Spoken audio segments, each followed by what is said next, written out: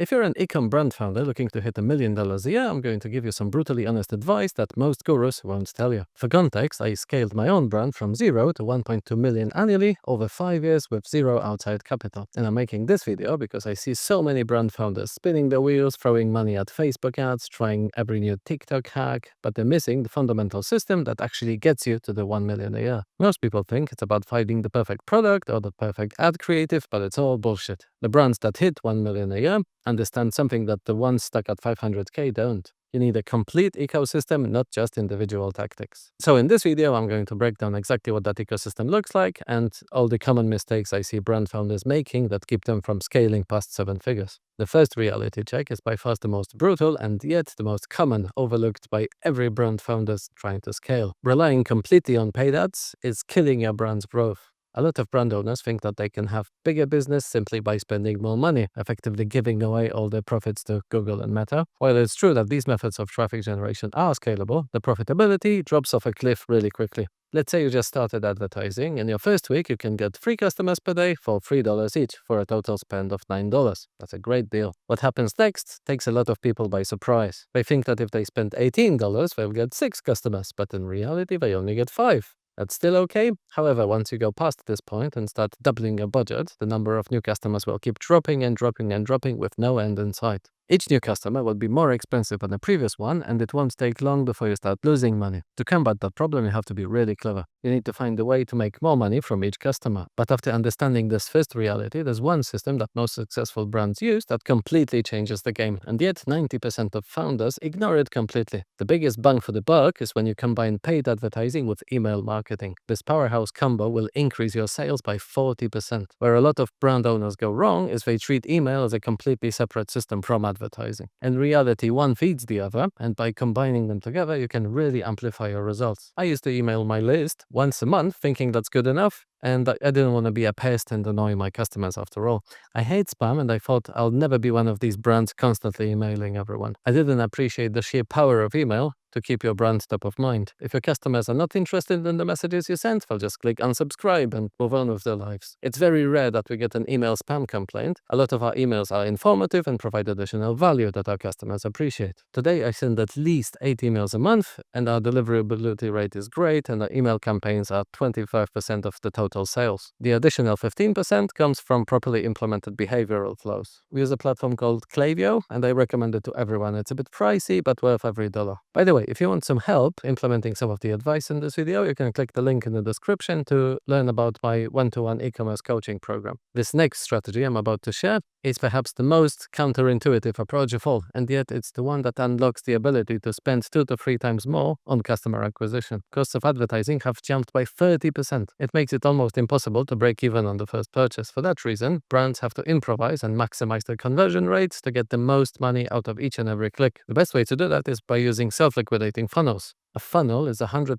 optimized landing page that leaves the customer with no other option than to buy the product. It's structured in a proven sales letter format, guiding the customer on the journey. It answers all the questions before they even ask them. It explains away all the customer's concerns and positions the product in a unique way to provide the benefit the customer is looking for. All non-purchase related navigation is hidden away to minimize distractions and guide the customers towards the purchase. At the very minimum, even if the purchase doesn't happen there and then, the funnel is optimized to at least grab the customer's email address so we can market to them later. It usually provides the customer with some sort of a guide or a small ebook for people experiencing the problem and looking for a solution. The guide itself will also do a great job of convincing the customer that your offer is the best one there is, increasing the likelihood of them making a purchase. When I use this technique for my range of expensive liposomal vitamins, the conversion rate tripled versus a normal Shopify page. But even with the right acquisition and email strategy, there's one more critical framework that separates the brands that plateau at 500k from those that break 1 million. Focusing only on sales is where a lot of brands go wrong and can get into trouble. What really matters is what's left after paying your suppliers and everyone else. That's profit. Only this profit can be reinvested into your business's growth. You have to protect this profit at all costs. It's very important that your profit exceeds your cost of acquiring a customer by a factor of 2 or ideally 3. Without that, you're working for free or even losing money. Only by increasing your profitability, you can scale your advertising and ensure business growth. Your job is to always work on increasing your customers' lifetime value by increasing the number of items they buy or how often they buy. Only then you'll be able to outbid your competitors in advertising auctions and scale up your ad spend. The best way to increase your customer lifetime value is to make them buy more items right there and then. Don't wait for some future date to organize a sale.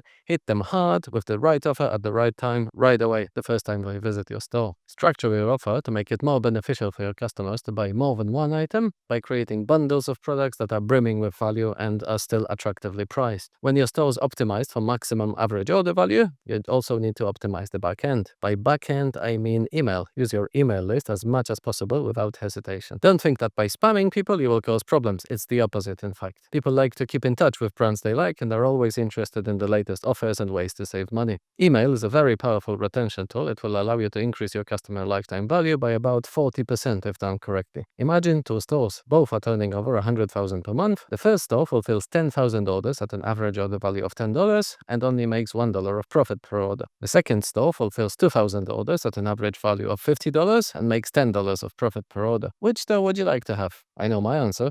It's obviously the second one. Not only it's less work to fulfill 2,000 orders rather than 10,000, but the profit is also twice as big. More profit, less work, I call that a win. The final insight is what took my own brand from 600K to 1.2 million, and it's the integration that most founders completely miss. The rarely talked about connection between paid ads and email marketing is that by staying in touch with your customers, you build brand awareness. Next time they search for a product that you offer, your brand will be more familiar to them and they're much more likely to buy. Most brand owners regard these channels as separate, but in reality, they all work together to increase your brand awareness and trust. Knowing that email marketing will result in 40% of your next month's sales, you don't need to panic if your front-end offer flops. As long as you capture sufficient email addresses on the front end, you can try to market to these customers again and again, finally waiting for the right moment for them to buy. People have so-called buying windows. They're shorter for smaller purchases and longer for larger ones. You don't buy the first sofa you see online. You don't buy the first car you see online. But you won't spend too much time choosing a t-shirt or toothpaste. For that reason, make sure your email campaign cadence and email flows are designed with buying window in mind. So either strike immediately